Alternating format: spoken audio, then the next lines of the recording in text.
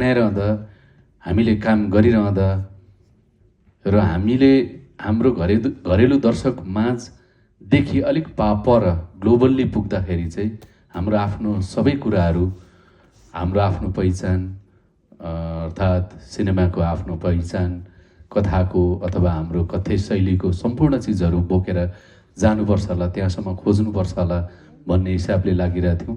त्यो लाग्दै जाँदाखेरि म त धेरै ठाउँ पुग्नु पाएको छैन, दीपक धेरै ठाउँमा पुगेको छ, आशा धेरै ठाउँमा पुगेको छ। उनीहरूले केही ज्ञान बटुलेर ल्याउँछन्, मलाई पनि सिकाउँछन्, भन्छन्, अनि मलाई पनि गरौँ न त भन्ने जोस लाग्छ। यसमा यस्तै संयोग हो, दीपक आशाको एउटा लामो समयको एउटा सपना थियो, जो चाहिँ रामबाबु मसँग छलफल भइरहन्थ्यो। अनि काम गरौँ भन्ने त भयो, तर बिचमा धेरै घटना अथवा परिस्थितिहरू, अप्ठ्याराहरू पर्दै गएको थियो।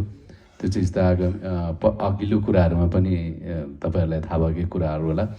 र यहाँसम्म अनि त्यही नै हो, काम गरौँ भन्ने कुरा हो मैले एज एन प्रोड्युसरको हिसाबले। किनभने त्यो जोड एउटा एक्टरले पनि सपना त छ नि त हामीसँग पनि, हाम्रो फिल्महरू पनि ग्लोबल्ली पुगुन्, हाम्रा सिनेमाहरू संसारभरिका दर्शकहरूले हेरुन् भन्ने कुरा होइन।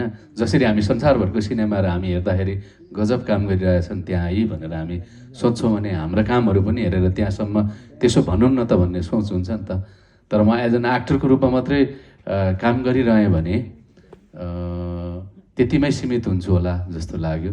अनि साथीभाइसँग सँगै मिलेर काम गरौँ न त भन्ने एउटा हिसाबले यो सहकार्य हो। जहिले सहकार्य त हुन्थ्यो, तर अब यो पटक अर्को जिम्मेवारीको हिसाबले पनि उपस्थित भए त्यो चाहिँ हो। एक्टरको हिसाबले त अब के भनिराख्नुपर्छ र मैले धेरैचोटि एक्टर भएर भनिरहेको छु।